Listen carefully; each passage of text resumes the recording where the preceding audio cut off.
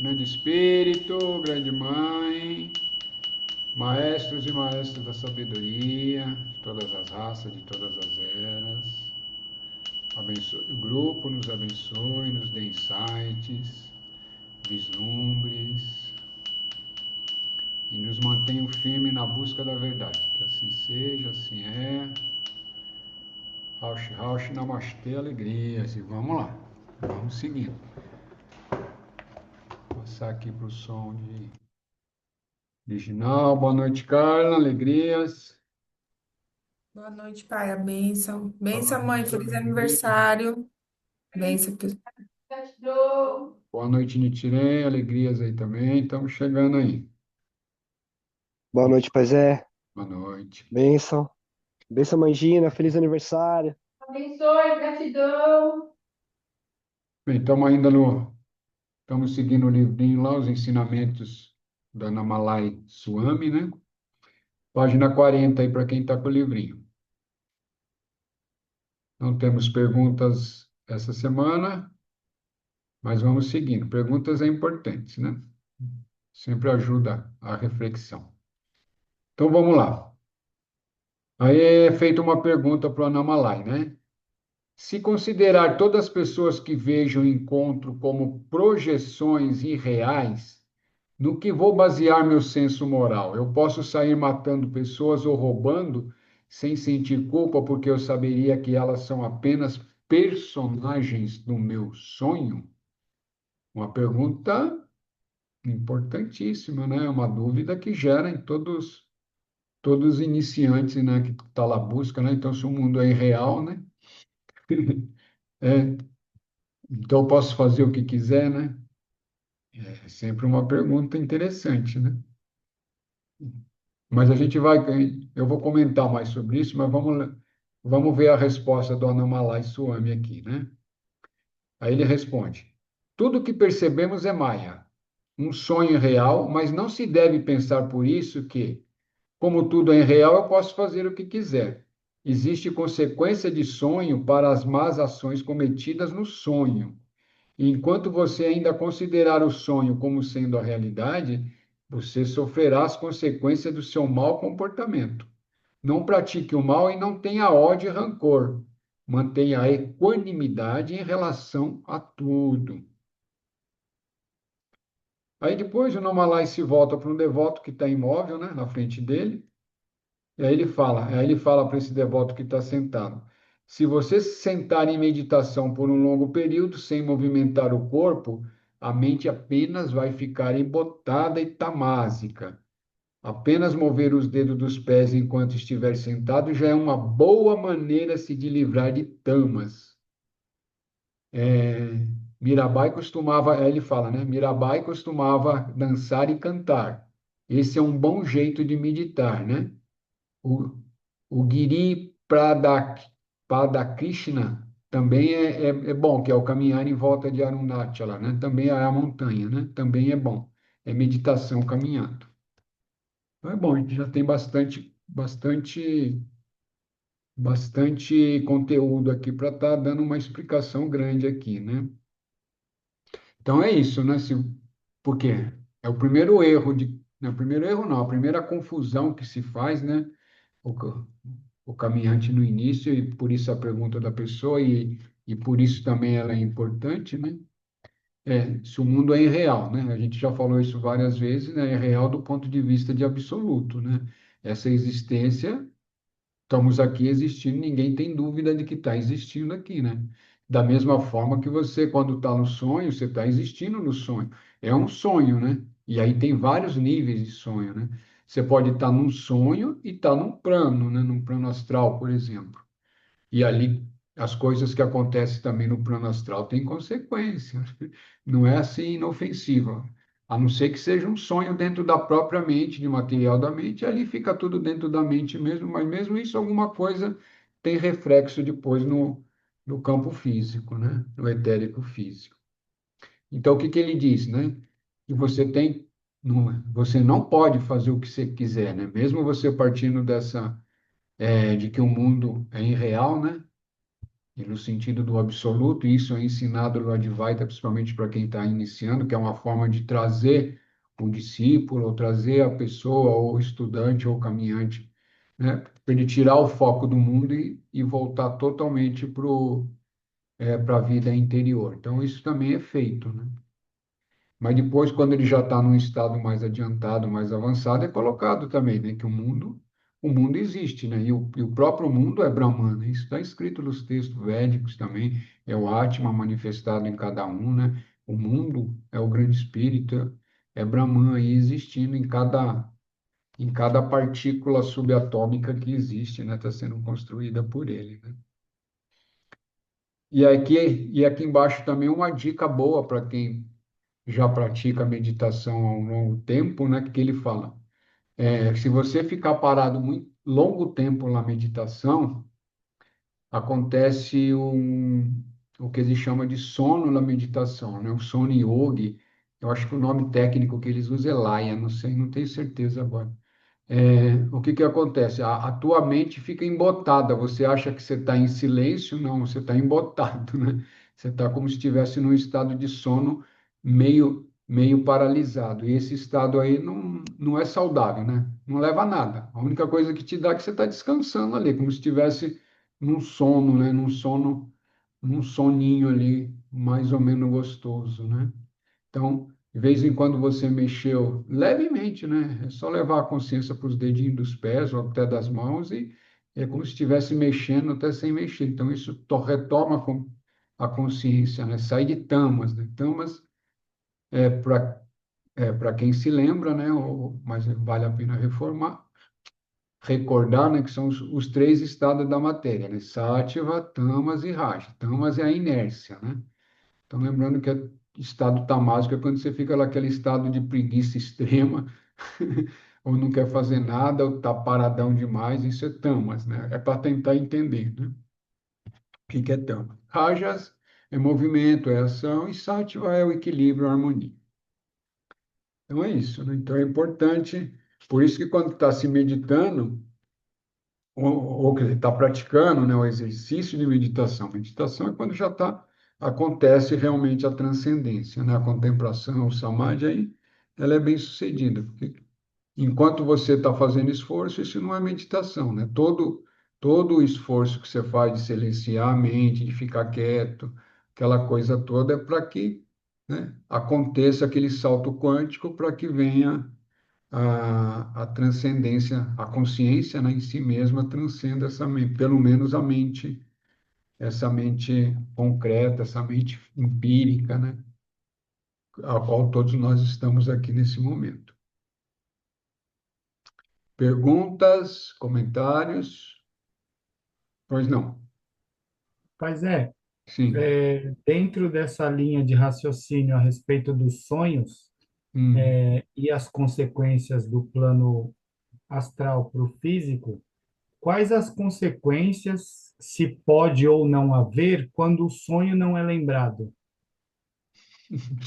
Então, se o sonho é lembrado ou não é lembrado, aquilo que você aquilo que aconteceu lá, e dependendo do nível que aconteceu, vai ter reflexo aqui do mesmo jeito. É a mesma coisa, você fez uma ação que não foi muito agradável há 5 anos atrás, você esqueceu essa ação, mas o karma não esqueceu essa ação, entendeu? Assim, um exemplo para tentar entender como é que funcionam as coisas. Se você não tem consciência do que aconteceu no sonho, se você estava no astral, o reflexo vai vir do mesmo jeito. Agora, se você está consciente no sonho e percebe que você está num nível astral e você está interagindo com pessoas, aí você pode utilizar isso de uma forma benéfica, né? Principalmente para resolver coisas que estão acontecendo no nível físico, né? Por exemplo, se tem uma pessoa que você teve alguma dificuldade ou teve uma desavença, você pode resolver isso no plano astral. E simplesmente, no nível etérico físico, isso é equilibrado automaticamente, entendeu? Você vai lá está no plano astral, conversando com o corpo astral da pessoa. A pessoa não precisa estar consciente, entendeu? necessariamente ela não precisa estar consciente, viu? Mas você vai lá e conversa com o corpo astral dela, pede desculpa, fala isso, foi um mal-entendido, a partir de agora eu quero que a gente fique equilibrado nisso aqui, mas tem que ser sincero também, óbvio, né? Simplesmente, como num passe de mágica, quando você voltar para o estado de vigília e encontrar aquela pessoa, você vai ver que a atitude dela em relação a você mudou. Mas também tem que lembrar também que tem sonhos, né? Mas são muito raros, né? E aí também a memória é mais difícil ainda, que você pode estar no plano mental, né? Plano mental superior. Aí já é um outro nível, né? E aí se vai, né? E aí se vai. Aqui Gratidão, tá. pai. Gratidão. Aí tem uma outra, estamos aqui na página 45, né? Agora, vamos lá. Ana Malai falando, né? Aí ele fala, hoje eu vou dar uma resumida na história para não ficar uma coisa muito maçante, né? Mas a história é boa, eu achei importante a gente comentar sobre ela. Aí ele fala, hoje eu vou contar uma história que eu ouvi uma vez. Tinha um homem rico que vivia na aldeia desde a juventude, tinha passado o tempo todo acumulando riqueza, aquela coisa toda, casa, glória, etc, etc. A riqueza aumentava tudo. Um dia ele estava sentado lá na frente da casa dele, né? E aí apareceu uma pessoa lá que todo mundo já sabia que a pessoa era um tolo, né? Aquelas pessoas que têm, às vezes, têm um déficit, né? E aí essa pessoa pergunta para ele, o tolo, né, entre aspas, vamos falar assim, por que você está segurando essa bengala na mão? Então esse homem que era rico decidiu se divertir um pouco. Falou, isso aqui é uma bengala especial, ela tem que ser dada a um idiota. Essa bengala é passada de pessoa para pessoa. E cada um que recebe deve passá-la para alguém que seja mais tolo que ele próprio. Ele estava se divertindo com o rapaz, né? Então ele pegou e deu a bengala para essa pessoa, né? Falou: agora você possui a bengala, você deve guardar com você essa bengala até encontrar um idiota maior que você. Que, até aí tudo bem, né? Então aquele pobre homem humildemente aceitou a bengala e começou a busca de procurar alguém que fosse menos inteligente que ele mesmo, né? E tudo bem, né? Mas não achou. Aí, poucas semanas depois, ele ouviu dizer que aquele homem rico que tinha dado a bengala para ele estava morrendo, e aí ele foi visitar, né, para dar seus respeitos, dizer que não tinha conseguido também encontrar ninguém, aquela coisa toda. Depois da conversa inicial sobre a saúde do homem rico, aquela coisa toda, né? E aí esse homem que estava lá à beira da morte, que era rico, fala: eu tenho que deixar todo o meu dinheiro aqui, respondeu o homem. Eu não sei onde e quando vou renascer, não sei se mas sei que não posso levar nada do meu dinheiro comigo, terei que começar do zero outra vez, né? Aí cai aquele silêncio, o cara fica abatido, porque sabe que vai morrer e o dinheiro não vai servir para nada a partir do momento que ele fizer a transição, né? E aí, esse rapaz aí, que era o tolo que tinha pegado a bengala, falou assim: pensou em tudo que ele falou e falou assim para ele: você deve ficar com a bengala agora. Pega né? Disse devolvendo para ele a bengala. Porque subitamente eu percebi que você é um idiota maior do que eu. Embora tenha tido uma vida longa e cheia de dinheiro, conseguiu carregar tudo, você não tem paz mental, né? Porque está preocupado de perder seu dinheiro, porque não acumulou nenhum karma bom, porque passou a vida toda perseguindo dinheiro, aquela coisa toda, né? E só tem um monte de lixo, coisas inúteis que não vai servir para nada. E aí você é digno de receber a bengala. Ele colocou a bengala sobre a cama do homem rico e saiu. Aí o Anamalai continua. Essa história me faz lembrar um estranho comentário de um discípulo certa vez foi sobre seu guru. Ele chamou seu guru de um monte de lixo e referiu-se a si mesmo como uma galinha, né? Como questionado sobre isso, ele respondeu: uma galinha sempre pode encontrar alguma coisa boa para comer enquanto estiver mantendo ocupada ciscando. Mas o esforço é necessário. Se a galinha parar de ciscar, o suprimento de comida cessa, né? Aqui é uma historinha de um discípulo que falou, lógico que um monte de lixo, ele estava se referindo a um monte, né, uma quantidade de coisas que tem lá, e você vai ciscando e vai até achar, né? Mas você não pode parar com esforço, né? Senão você não vai conseguir achar as coisas necessárias ali, né? A história é simples e muito boa, né? Muito boa de um ponto de vista psicológico, né? A moral é muito simples, né? Não adianta você acumular riquezas, riquezas, posses, posses, posses, tudo de, porque fatalmente, inexoravelmente, olha que palavra bonita, inexoravelmente, você vai deixar esse corpito para 7 palmos de terra, né? Isso não pode esquecer nunca, né? Não precisa ficar lembrando tudo isso toda hora para não ficar neurótico, mas de vez em quando você tem que lembrar, né? Por mais que você acumule, por mais que você faça, né? É só você olhar, o dono do Banco Safra morreu, o dono do outro banco morreu, o outro que era presidente, né, não sei da onde morreu, né? Todo mundo morre, né? O Papa morreu, né? Todo mundo vai deixar o corpito, né? E o que que você vai levar de positivo é aquilo que está no seu ser, né? Aquilo que é interior seu que você conquistou, né? Ou de conhecimento, ou de sabedoria, né? Vamos falar de sabedoria, porque conhecimento, às vezes, depende do que é, não vai servir para muita coisa também, mas é tudo aquilo que você introjetou de sabedoria dentro de si mesmo ou de si mesma, né? É isso. E aí, seguindo as perguntas, né? Seguindo as perguntas aqui, alguém faz mais uma pergunta para o Anamalai, né? Se eu não estava aqui ontem, mas me disseram que alguém fez o seguinte.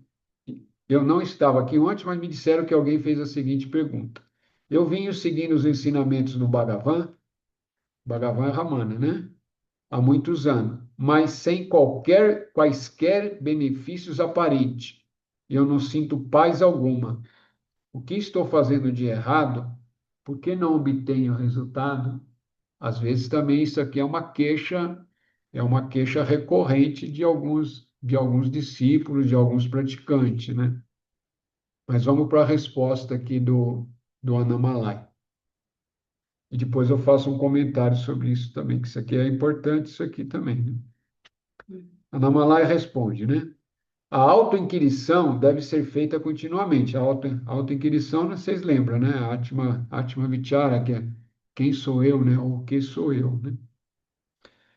Deve ser feita continuamente. Ela não funciona se você considerar como uma atividade de meio período ou de pequenos períodos. Você pode estar fazendo alguma coisa que não prende o seu interesse ou sua intenção. Então pensa, ao invés disso eu vou praticar um pouco de autoinvestigação ou de meditação, né? Isso nunca vai funcionar. Você pode dar 2 passos adiante quando pratica, mas dará 5 passos para trás quando terminar a prática e retornar às suas ocupações mundanas. É necessário um comprometimento de toda uma vida para se estabelecer o ser, né? Vou até repetir aqui de novo, né?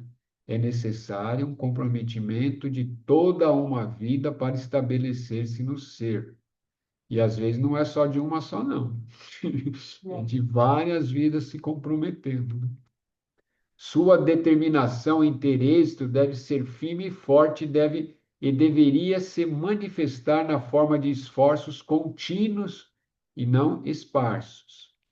Você tem estado mergulhado na ignorância por muitas vidas e está acostumado com isso.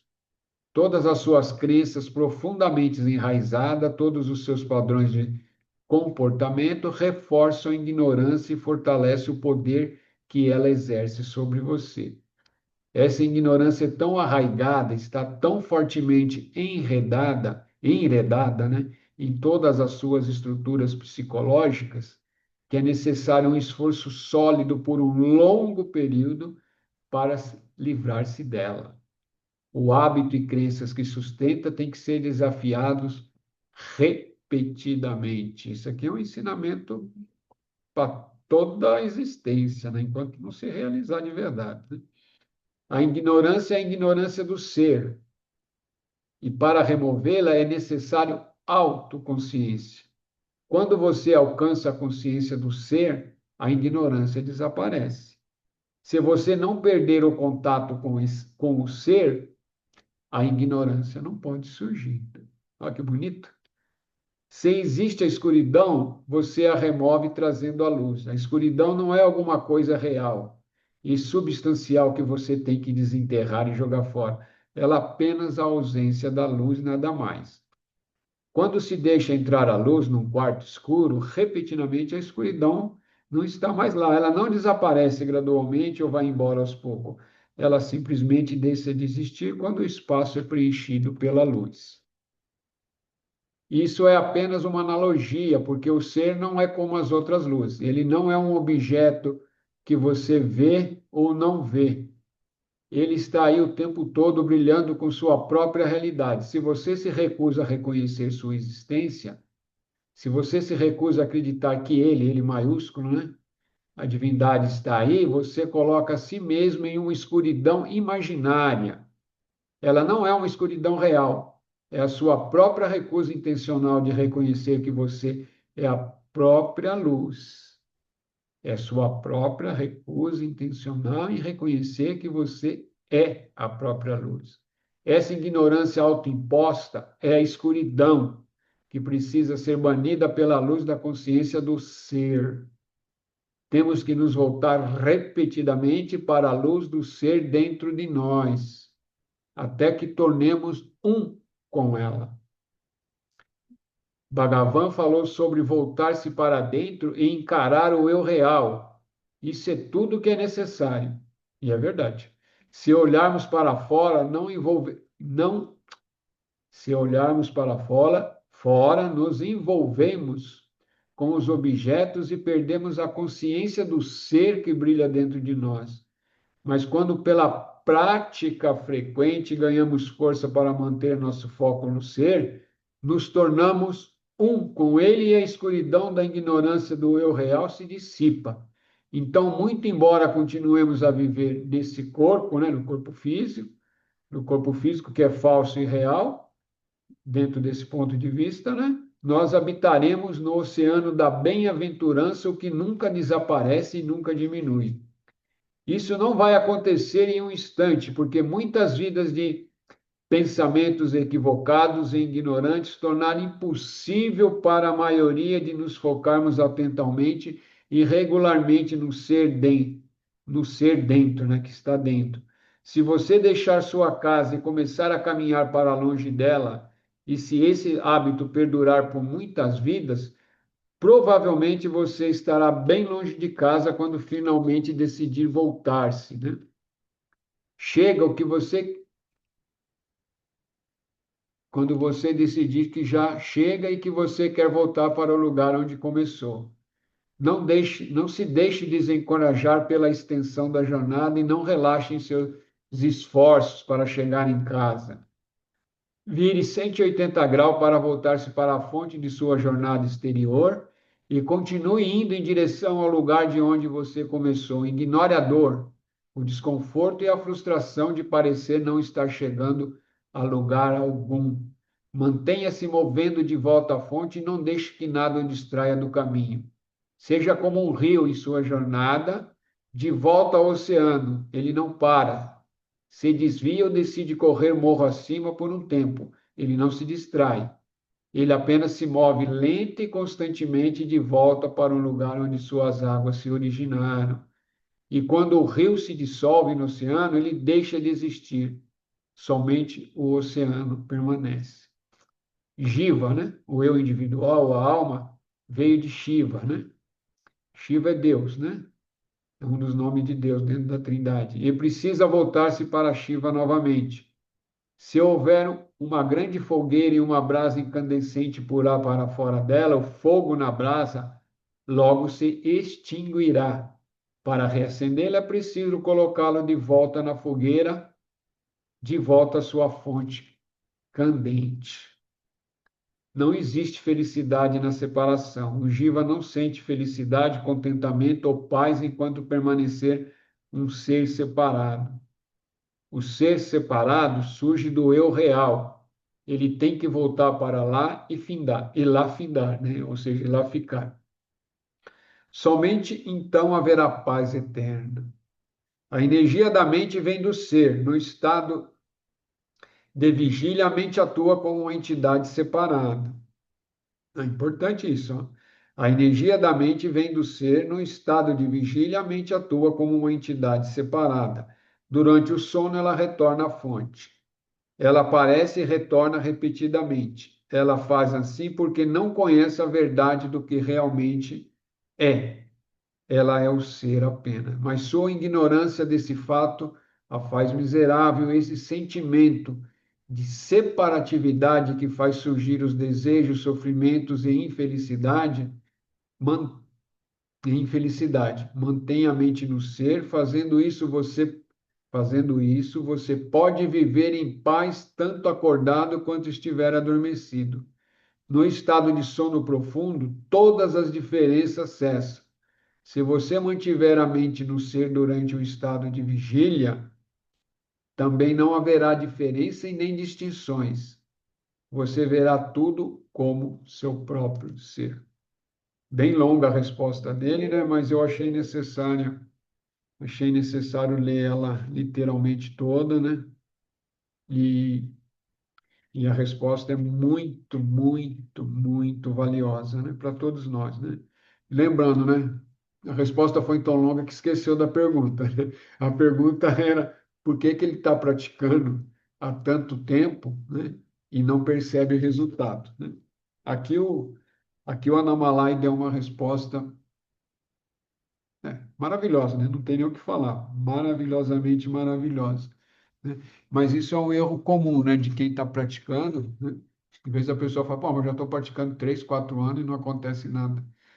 É o que acontece, as coisas, quando acontece no nível mais profundo, né? No nível de alma, no nível, ou que transcende até a alma. Então, todos os seus esforços né, que a consciência dentro desses corpos egóicos está praticando, isso vai refletindo em um outro nível, né, e não chega necessariamente, não chega nesses corpos, nos corpos tridimensionais, né, no corpo físico, etérico, astral, acaba não chegando aqui. Às vezes chega, às vezes tem alguns insights, alguns percebem alguma coisa, mas isso vai depender muito das condições de cada praticante, né, de cada buscador, né? Não é necessariamente assim, não. Então, as coisas acontecem em outros os níveis e, e às vezes você não percebe aqui os resultados, né? Mas se uma pessoa está praticando há vários tempos, algum resultado ela tem. Às vezes ela não consegue nem perceber o próprio resultado, né?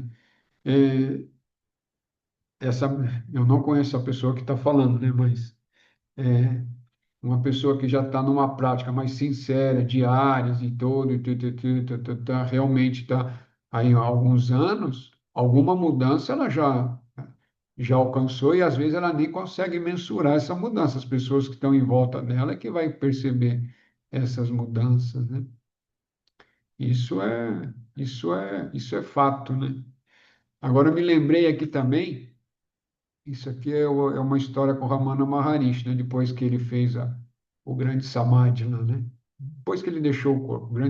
Geralmente a gente fala grande Samadhi para quando vai embora. É uma das formas deles usarem também. E aí perguntou, né? E, e essa pessoa ficou lá depois também, ficou Lohashara lá, né? Depois que ele fez a passagem dele, ficou lá, passou mais uns anos, né? Aí ele foi lá no túmulo do Ramana, né? Porque lá tem um túmulo dele, né? E aí chorou, né? Poxa vida, o senhor foi embora, eu fiquei aqui, estou praticando há tanto tempo e não acontece nada, né? E não acontece nada, não sei o que está acontecendo, tá.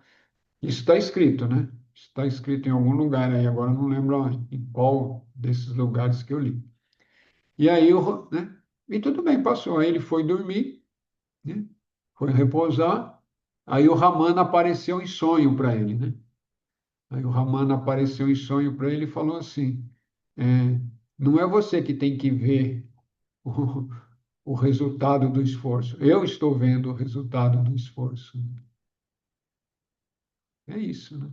Então, não há esforço inútil em direção ao ser, nem que seja um pequeno esforço, todo esforço é extremamente válido, né? É óbvio que para você atingir um estado mais transcendente, aí esse esforço precisa ser diário, né? Tem que fazer todo dia e a maior parte do tempo que você conseguir lembrar da própria consciência durante o dia, né? Ou manter a atenção durante esse dia, esteja trabalhando, não trabalhando, esteja fazendo, não importa o serviço que faça, né? Isso não impede, né? Que você não vai ficar de olho fechado, é uma parte sua que está atuando, né? Dentro, é a sua própria consciência olhando as coisas, né? Um exemplo também que pode ser útil muitas vezes você está dirigindo, as pessoas que dirigem, né? Então, eu vou usar esse exemplo, né? Você está dirigindo por uma estrada, a estrada está livre, você está lá, né?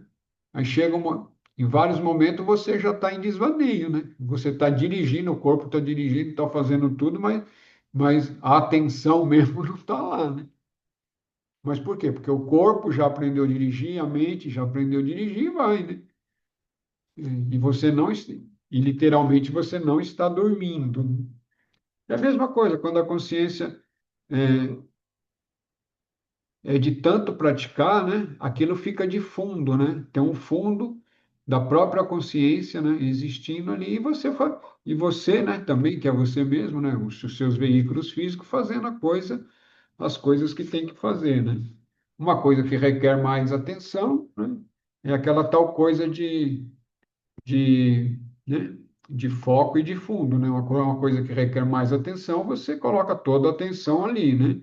Por exemplo, você vai mexer com um negócio que é perigoso, né? Está mexendo com uma faca elétrica lá que pode cortar o teu dedo. Pô, aí você traz toda a atenção para cá, depois, né, retorna novamente a atenção para o lado mais sutil, mais interno de você mesmo ou de você mesma, né? É isso, né? Agora, só comentando um pouquinho, né, que eles usam muito a palavra ignorância, né? Ignorância, né, que aqui, para nós no Ocidente, quando fala em ignorância, parece que está ofendendo, né? Pessoa ignorante, pronto, uma pessoa burra, estúpida, né? Aqui já tem um monte de adjetivo. Não, a ignorância é de não saber, né? De não ter o conhecimento e não ter realizado o ser, né? Então, nesse sentido, todo mundo sofre dessa ignorância de não ter realizado o ser, de não estar consciente do seu próprio ser, né? Óbvio que essa ignorância pode ser maior ou menor e vai diminuindo também com o passar com o passar dos anos, né? Quanto mais você busca a consciência, mais consciência você vai atingindo. É isso. E voltar sempre para dentro, né? Sempre, sempre se retornando para dentro de si mesmo, toda vez que lembrar, não importa. Se vai lembrar uma vez por dia, se vai lembrar duas, se vai lembrar três, a prática é isso, né? Às vezes você fica um ano ali lembrando poucas vezes, né? Poucas vezes, depois vai, mas segundo ano já começa a melhorar, terceiro já começa a melhorar mais um pouquinho, né? E assim vai. Até que isso fique tão preemente dentro de você mesmo, ou de você mesma, que aí surge espontaneamente, né? Você está fazendo as coisas, a consciência, né? Retoma, você fica consciente ali. Depois também passa de novo, depois volta de novo, e assim vai, né? E também a prática, né? A prática a prática de sentar, ficar quietinho ali para silenciar essa mente. Isso é muito, muito importante, né? Muito importante, porque isso vai fortalecendo essa mente, né? Fortalecer, que eu falo, é tornar ela com capacidade de concentração, né? Isso é importante. Com uma mente fraca, o que que é uma mente fraca? É uma mente que fica divagando para lá e para cá. É uma mente fraca, uma mente que não consegue botar foco numa coisa e manter aquele foco por o período que é necessário, é uma mente fraca. Porque ela tá assim, ó, fu, fu, fu, fu, fu, fu. Aí vem um pensamento, ela surfa aquele pensamento, daquele já pega outro e vai e fica assim, fica o dia inteiro nisso, viu? aí vai dormir também, e volta, acorda, né? Fica vurururu, e fica nesse vurururu aí uma encarnação inteira. Eu vou pegar uma água.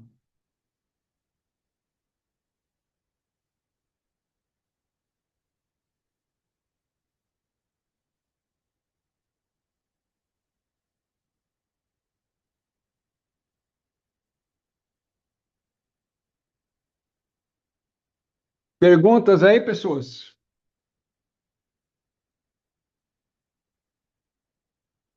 Perguntas, comentários? Ninguém tem comentário? Não tem uma experiência aí disso que a gente está falando? Nada. Tá bom.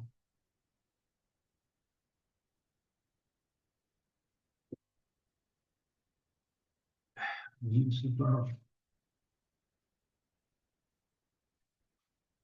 Aqui tem outra pergunta interessante aqui também, hein?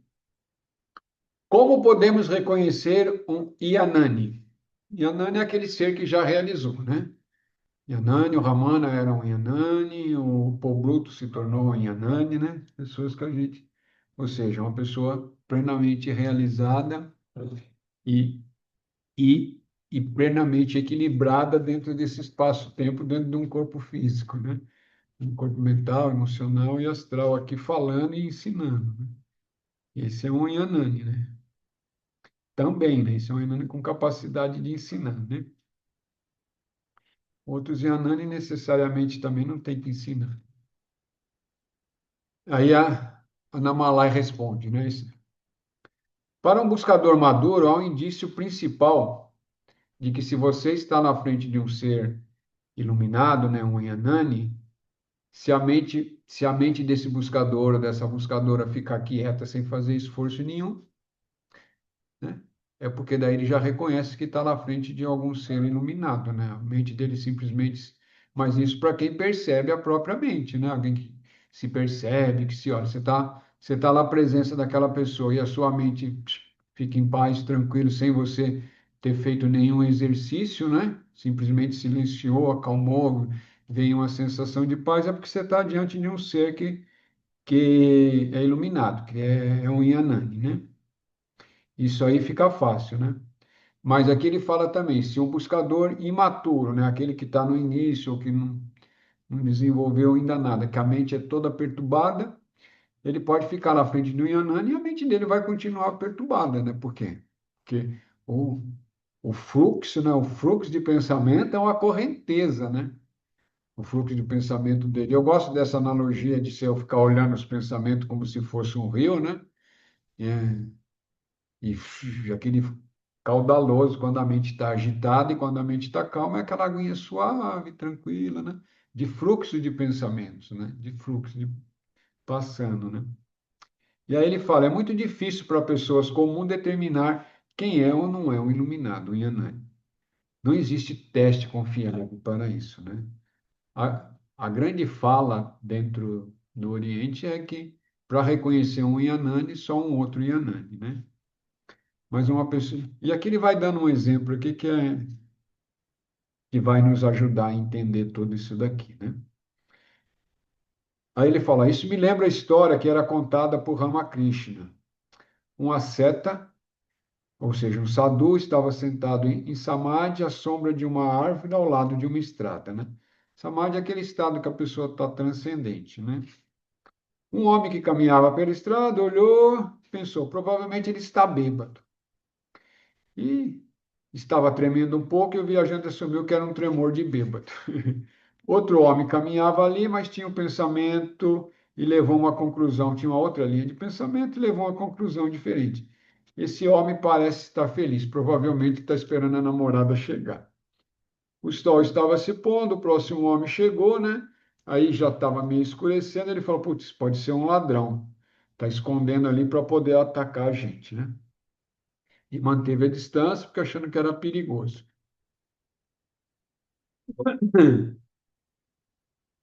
E logo depois passou um quarto homem que apareceu, né? Ele era um buscador espiritual avançado. E no meio da escuridão ele pôde detectar um halo de luz ao redor da cabeça do Sadhu. esse homem deve ser um iluminado, ele pensou. Então foi até lá e se prostrou, né? Prostrou porque você fez uma reverência, né? As pessoas, as pessoas percebem os Yanines através dos prismas distorcidos de suas mentes. Mais do que isso, não pode fazer. Se você colocar óculos amarelo, verá tudo amarelo. Mude a cor das lentes e a cor daquilo que você também muda, né? O Yanani não tem lente distorcida nem prisma para obscurecer, fragmentar ou mudar sua visão. Ele vê tudo como Deus, como seu próprio eu real, né? Então, traduzindo isso aqui, né, fazendo um comentário, você reconhecer um ser iluminado, a não ser que você já esteja num estágio bem avançado, né, você pode até reconhecer, né? E às vezes quando é para reconhecer também, né? Nem sempre essas coisas são fáceis, né, de reconhecer. Mas um pré-requisito é realmente da paz, né? Se você sentir paz perto daquela pessoa, é sinal, é um bom sinal, né? É um bom indício, né? É um bom indício que aquela pessoa tem uma possibilidade já de ser um ser realizado. Perguntas? Comentários? Pai, Eu? sobre o que o senhor falou sobre o rapaz que falou, ai, tô aqui e até agora não aconteceu nada. Isso Sim. aí, assim, eu já ah, vi pessoas, né, que falou para mim, ah, já fui em tanto lugar, nada resolveu, que não sei o quê. Aí eu peguei e falo para a pessoa, né? Mas será que é os lugares ou o problema está em você? Né? Que eu acho que isso acontece em várias, não só lá, mas aqui na Umbanda, nos lugares, as pessoas vão, mas elas não se entregam, né? E acha que as coisas vão vir fáceis, vai ficar tudo fácil. E não é assim, né? Aí acha que o problema está lá, mas não é, o problema está é na pessoa, né? Boa, bom comentário, senhor. É isso aí. É isso aí. É, sempre está na pessoa, né? Sempre está na pessoa, né? Tem toda uma história kármica por trás, tudo aquilo que você, né, que está programadinho, entre aspas, para você passar dentro dessa existência. E aí são coisas que às vezes levam muitos anos, né? Não adianta chorar, né? E às vezes é isso, a pessoa vai e acha que as coisas têm que acontecer do É, jeito que ela quer, tem que ter ela sinais quer. explícitos, né? Às vezes, muitas vezes as coisas aparecem, mas ela não consegue ver também, não adianta, né? As coisas estão acontecendo e ela não está vendo, né? Às Não vezes as tem coisas estão visão, né, pai? acontecendo no plano astral, mas não tem memória, e às vezes no plano Ah, físico as coisas estão acontecendo, as pessoas estão falando, estão mostrando, estão acontecendo, e ela não consegue entender, é, ainda não consegue captar os sinais, né? né? É isso, Silvana. Gratidão. Tá, vamos fazer mais uma pergunta. Acho que dá para fazer mais uma ou duas. Vamos lá. Outra pergunta: como podemos obter essa visão não obscurecida e não fragmentada? Essa pergunta é ótima, hein?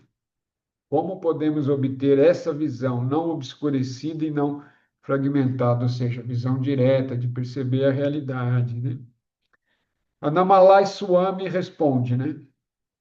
Bhagavan escreveu no Uladu Narpadu que os objetos percebidos são da mesma natureza que aquele que os percebe. Ó, importante, hein? Que os objetos percebidos são da mesma natureza que aquele que o percebe.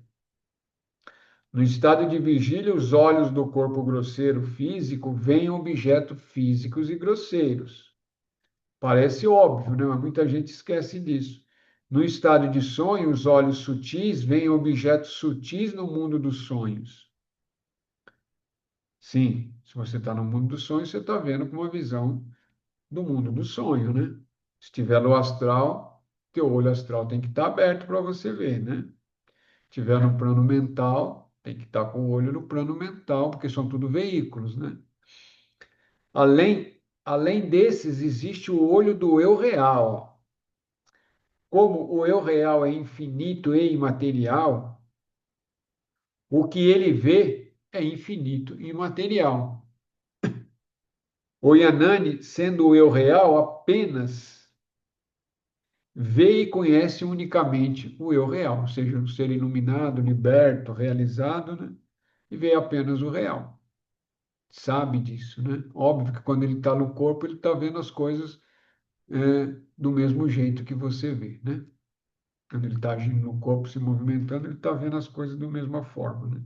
Só que a consciência dele, como está, transcende, né? Ele sabe, né? Sabe, vê também, né? Forma de falar também, né? Vê que tudo é o uno, né?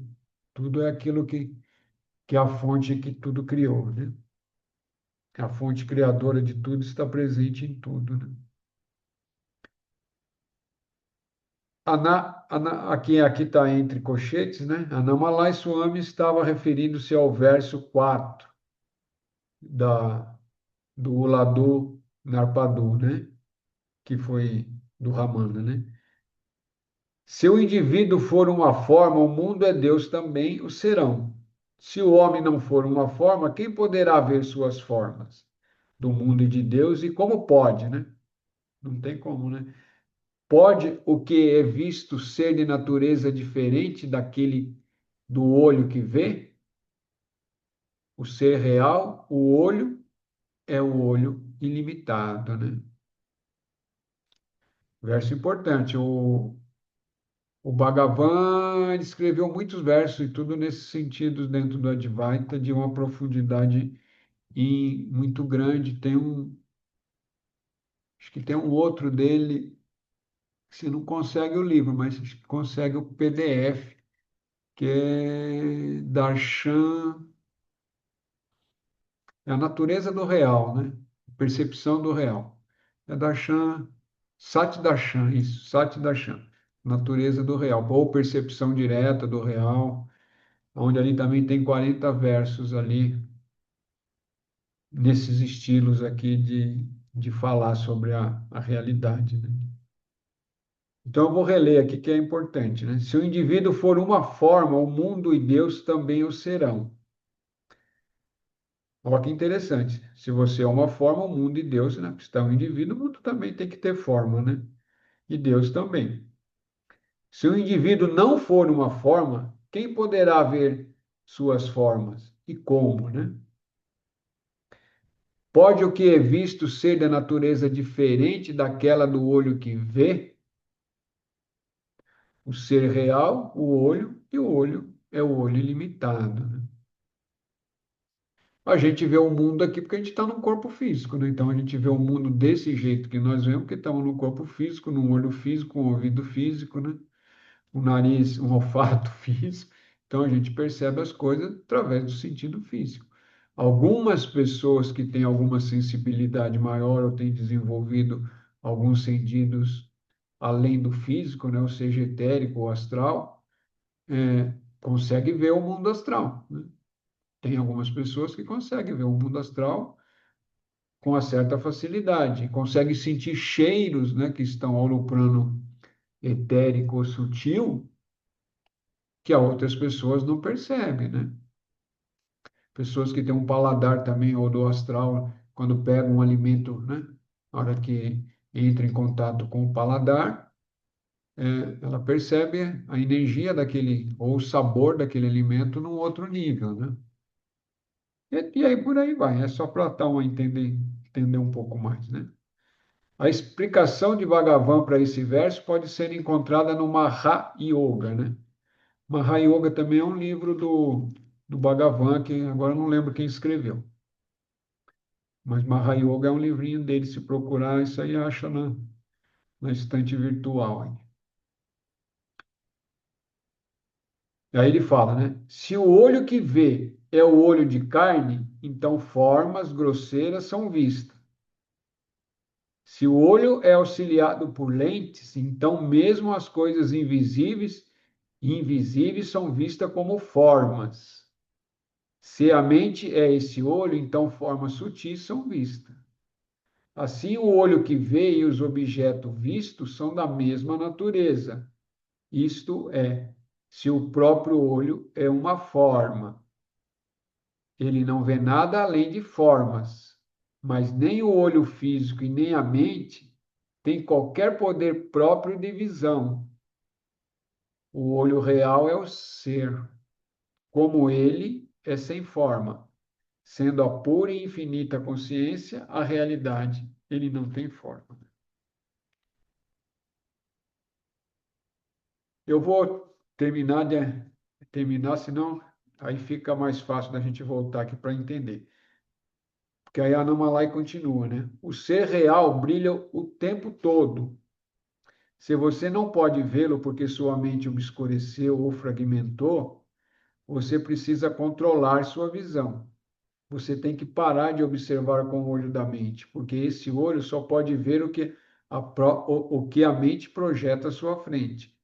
Se você quiser ver com o olho do ser, desligue o projetor da mente. Então, o olho infinito do ser lhe revelará que tudo é inevitável, né?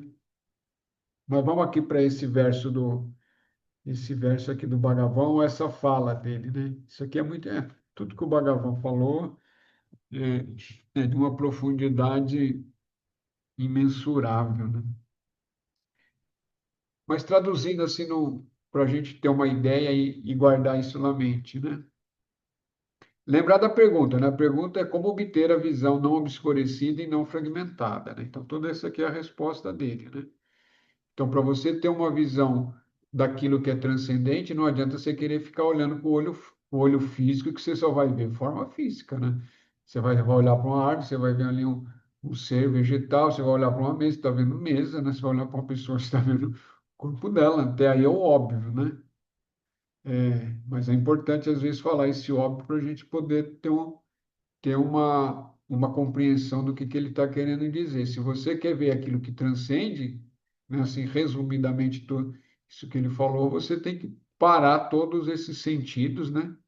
Ou exercitar de tal forma né, que tudo entre em silêncio e que você consiga ver além da mente, né? Porque, na realidade, a palavra ver também ela não serve muito. A gente usa, mas não serve muito, né? Aí você consegue ter uma percepção, né? Uma percepção daquilo que é real, mas isso, para ter essa percepção direta, você tem que estar num outro, no mínimo, no outro nível da mente, né? Ou seja, na mente búdica, na mente sutil, né? Naquilo que transcende essa mente ordinária bem, né? Pegar a mente pura, lá a parte da nossa mente que é pura, e aí com essa mente você consegue ter uma percepção da realidade e manter, né?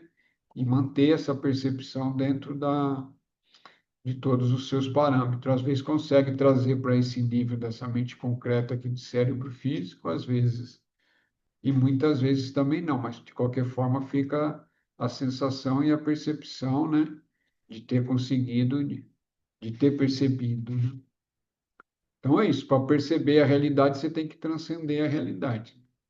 Todo o esforço que a gente faz de ler, de ouvir os seres iluminados, que nem a gente está lendo aqui na Malai também, né? Depois de 30 anos ali com o Bhagavan, mesmo depois da morte, ele continua a sua sadhana, se tornou um ser liberto, né? Um Jivamukti, né? Jivamukha, né? Mukti, né? Mukta, né? É o Jivamukti também. É, e tudo isso através do esforço, né? Através do esforço contínuo, né? Tudo bem, ser privilegiado, já devia ter um karma, um dharma muito favorável. Mas por que que a gente está falando tudo isso? Que é para lembrar que todo o esforço que a gente faz, toda a leitura que a gente faz, é para quê, né? Vai direcionando toda a nossa mente, principalmente essa mente concreta, e direcionando ela numa direção, né? Na direção dessa transcendência, porque ao mesmo tempo que, né, que a gente vai em direção a essa transcendência, o próprio espírito também está puxando, né? A gente já falou isso num outro momento, né? Ninguém entra na busca conscientemente se a própria alma não estiver impulsionando.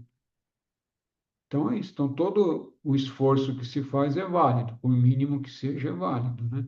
Quanto mais esforço se faz, é porque a alma está impulsionando mais fortemente para que as coisas vão acontecendo aqui no nível, nesse nível tridimensional onde está essa consciência aqui encarnada existindo. É isso. Simples assim, né, senhores e senhoras? Simples assim. Praticar, praticar, praticar, né? Lembrar quando vai dormir de praticar, de conversar, de pedir, quando levanta, conversar, pedir. Durante o dia, criar momentos chaves para ir lembrando. Ah, mas eu trabalho o dia inteiro, tá, tá, tá. Mas você vai no banheiro, então fala, cada vez que eu for no banheiro, eu vou lembrar. Ou cada vez que eu for tomar água, eu vou lembrar. Cada vez que eu for fazer xixi, eu vou lembrar. Então, vai colocando coisas daí, entendeu? Vai lembrando. É simples. Ah, toda vez que eu for no banheiro, eu lembro. Então, tá bom. Você vai no banheiro e lembra, né? Aí começa a vir automaticamente as coisas. Ah, toda vez que eu for tomar água, eu vou me lembrar né, que água é consciência também. Então, eu vou tomando água como consciência. E aí vai criando coisas para você mesmo e vai direcionando essa mente de tal forma que uma hora, né? Isso não é em um ano, dois, né? Depende, né? Se você já veio com trabalhou trocentos tempo lá em outras vidas que desperta rapidamente, né? Outros vai ter que fazer um esforço grande, né? Mesmo que já tenha feito um trabalho anterior, né? Porque os veículos todo que está aqui, tempos outros, humanidade outra, e assim se vai. É isso, meus amigos e amigas, buscadores e buscadoras, né? Vamos lá. Alguma pergunta ou comentário? Carla, pergunta ou comentário? Aí eu fiquei pensando uma coisa aqui, sim, sobre quando a pessoa ficar assim, desse jeito, né? Aí eu fiquei pensando, se a pessoa ficar desse jeito assim, passou 3, 4, 5 anos, não tá acontecendo nada, aquela coisa toda. E aí, se uma pessoa dessa cai numa noite escura da alma, sei lá, começa a ficar. Desanima, né? Entra na noite escura da alma lá, desanima e tudo aquilo que ela já alcançou, né? Porque tá acontecendo as coisas nos outros níveis, óbvio, não tá, aqui não, para ela não tá acontecendo nada, mas todas as eras que ela passou por aqui, em algum lugar tá acontecendo alguma coisa. E tudo isso que ela que ela alcançou nos outros níveis, por conta dela entrar nessa noite escura da alma, isso perde-se. Ou porque eu fiquei pensando que o karma tá agindo, né, o tempo inteiro. E a roda de samsara não para. Então, se uma pessoa dessa entra numa noite escura da alma, sei lá, fica um dia, dois, uma semana, um ano, sei lá quanto tempo numa dessa daí, aquilo que foi alcançado nos outros níveis, acontece o quê com isso? Tá, vamos por partes. Questionamento é bom, mas vamos por partes, né? Primeiro, o termo usado noite escura da alma é para quem já atingiu um determinado patamar, né? Não é para quem nunca conseguiu nada. Para quem nunca conseguiu nada, você está entrando em depressão porque você tem alguma patologia, né? Você tem algum. Não, patologia é a forma de falar. Você tem algum déficit, algumas coisas e está ali resolvido. Porque o termo usado noite escura da alma é para o místico que já atingiu um estágio junto com a divindade, que chega lá. Então, esse termo usado é quando há uma secura, né? Então, você estava sempre lá, radiante, chegava lá diante, né, dentro da percepção do grande espírito, da grande mãe, né? Sentia aquela alegria toda, e isso estava acontecendo durante um tempo, né? Bem razoável, e de repente não acontece mais nada, né? Fica seco. Então, esse é o termo usado. Secou, é como se a fonte tivesse secado. Então, quando a noite escura da alma vem, é uma crise. E essa crise é porque tem coisas que ficou pendente, entendeu? Você tá chegando no êxtase, mas deixou outras partes que não foram corrigidas necessariamente.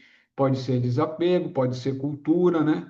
Cultura que eu falo de buscar o conhecimento, buscar a sabedoria e entender intelectualmente também a sabedoria, porque às vezes isso também cria um déficit que não te ajuda você a ter a permanência, né? Você tem os êxtases, chega nos êxtases, adquiriu uma técnica, um aprendizado, ou por mérito, porque aprendeu, mas não tem uma sabedoria e uma compreensão de tudo isso que está acontecendo. Então, isso é um dos motivos. Então, a fonte seca e aí você tem que correr atrás, né? Porque, pô, não acontece mais. O que está acontecendo? O que está acontecendo? Pô, tem que buscar um guru, tem que buscar, sei lá. Você começa a dar cambalhota, forma de falar, né? E aí você vai achar e vai resolver. Agora,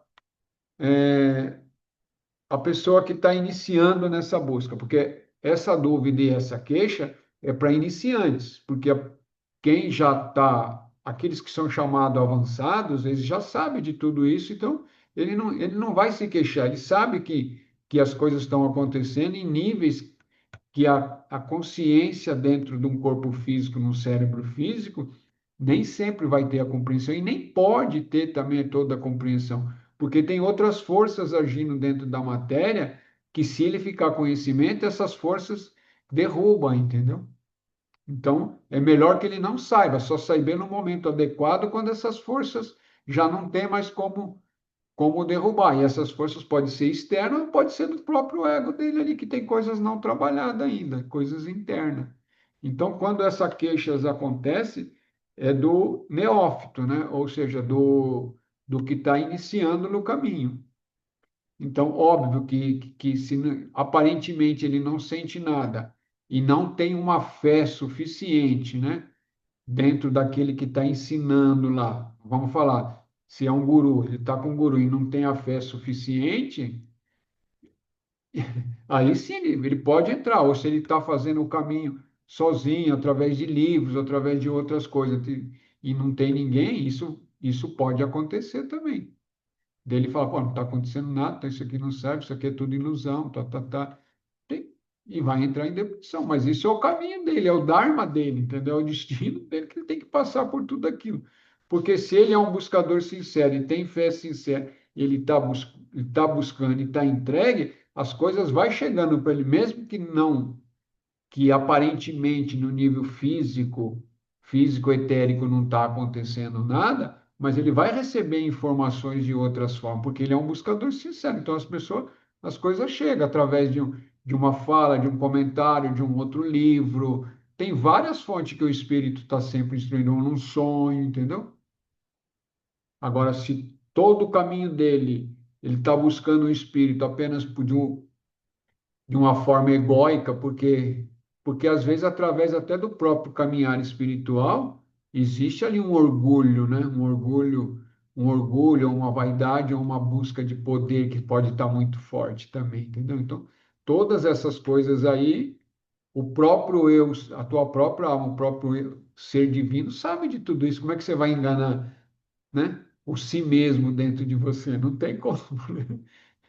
Não tem como. E aí, às vezes, essas coisas acontecem, mas se você é sincero, você vai, que nem, né, o caso daquele senhor que foi lá no túmulo do Ramana, mesmo depois do Ramana, falou, mas pô, não acontece nada. E o Ramana aparece em sonhos para ele. Fala, não, quem tem que saber sou eu, não é você, entendeu? É o interno que tem que saber o que está acontecendo. A você cabe fazer a tua parte, né? Que é a prática, prática, prática, prática, prática, né? É fé, né? É fé e humildade, né? Requisito básico para buscador. Fé, humildade e paciência, né? Fé, humildade e paciência. Sem esses pré-requisitos, você não caminha. É simples assim. Você não está pronto para caminhar, ou você não está pronta para caminhar. Se você não tiver esses requisito mínimo, humildade, porque se você não tiver humildade, você vai tropeçar. Fatalmente você vai tropeçar e vai tropeçar grande. E as portas não vão se abrir também, porque você não tem humildade, né?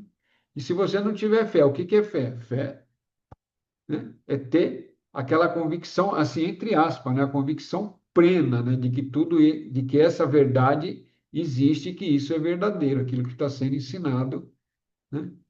Pelo, pelos seres que nos deixaram através de várias formas, né? Através do Ramana, através de Progluto, através, sei lá, tem vários, Ramakrishna e outros, e outros, e outros aí. Seres através do tempo, né? Que nos deixaram verdades aí. Então, sem isso, se você não tem essa fé, né?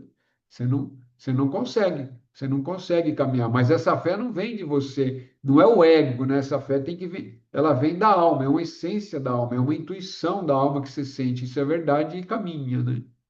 E a paciência, né? É aguardar.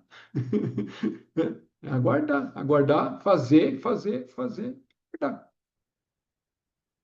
Ter paciência, é isso. Isso é um requisito básico. Lógico que tem outros requisitos, né?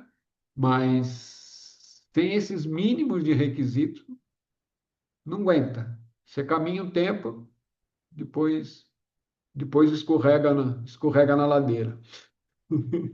Pega a ladeira da saudade, escorrega, vai lá pro samba, mano. Tem jeito. Ou vai lá pro botequim, alguma coisa acontece. Ainda não está pronto o suficiente. Ou não está pronta o suficiente. Alegria, até sábado para quem vem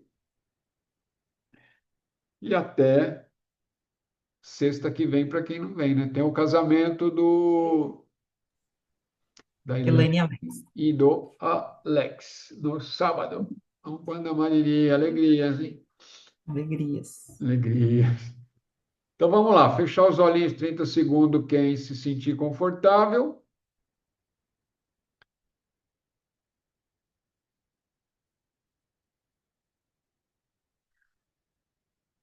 Grande Espírito, grande Mãe, maestros e maestras da sabedoria, todas as eras, de todas as épocas, abençoe o grupo, nos abençoe, nos facilite os insights, os vislumbres, a compreensão e nos mantenham firmes na busca da verdade. Que assim seja, assim é. Raush, Raush, Namastê, alegria. Axé.